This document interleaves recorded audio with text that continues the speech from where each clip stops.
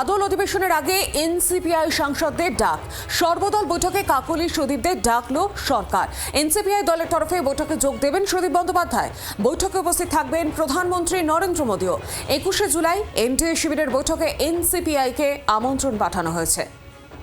আরো বিস্তারিত জানিয়ে গোটা বিষয় নিয়ে সঙ্গে রয়েছেন প্রতিনিধি রাজীব চক্রবর্তী। রাজীব, সব মিলে কি আপডেট?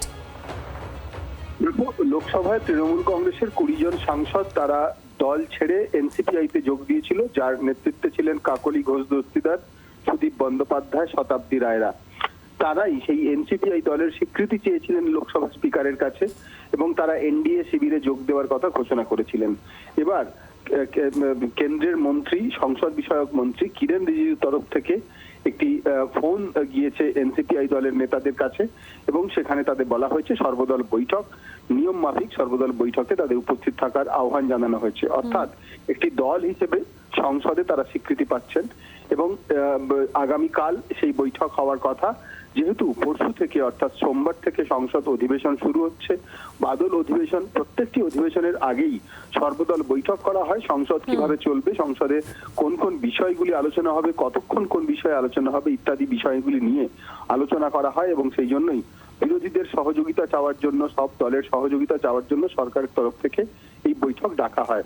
সর্বদল বৈঠকে এনসিপিআই এর ডাক পাওয়া অত্যন্ত তাৎপর্যপূর্ণ, তার কারণ এনসিপিআই দল একেবারেই নতুন দল এবং সেই দলে 20 জন সাংসদ যোগ দিয়েছেন এবং তারপর তারা ডাক পাচ্ছেন। শুধু তাই নয়, 21 তারিখ এনডিএ শিবিরের শরিক দলগুলির একটি বৈঠক রয়েছে, সেই বৈঠকেও ডাক দেওয়া হয়েছে এনসিপিআই দলকে।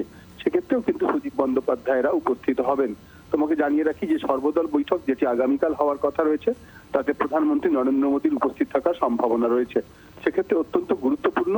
এবার এনসিপিআই দলের সাংসদদের বসার জায়গা অর্থাৎ তাদের আসন কোথায় হবে, তারা এনডিএ শিবিরে যেহেতু যোগ দিয়েছেন, ট্রেজারি বেঞ্চে তাদের বসার সুযোগ হবে, তাদের আসন সংখ্যা কত হবে এবং তাদের কি কি সুযোগ সুবিধা তারা পাবেন, অর্থাৎ তারা সাংসদ হিসেবে যেহেতু তারা শাসক পক্ষে চলে গিয়েছেন, তাদের তরফ থেকে সরকারি সুযোগ সুবিধা বেশ কিছু বিষয় তারা থাকবেন। তার কারণ নিজেদের এলাকার উন্নয়নের জন্য সরকারের সহযোগিতা তারা ইতিমধ্যেই প্রার্থনা করেছেন। সেই বিষয়গুলি সরকারের তরফ থেকে, শাসক দলের তরফ থেকে তাদের আশ্বাস দেওয়া হয়েছে।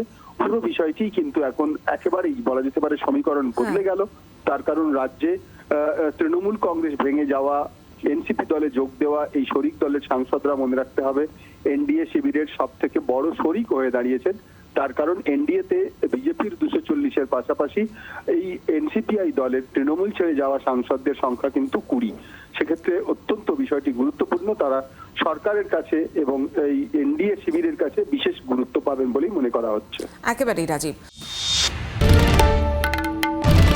বাংলার আওয়াজ, বাঙালির আবেগ, জি 24 ঘন্টা।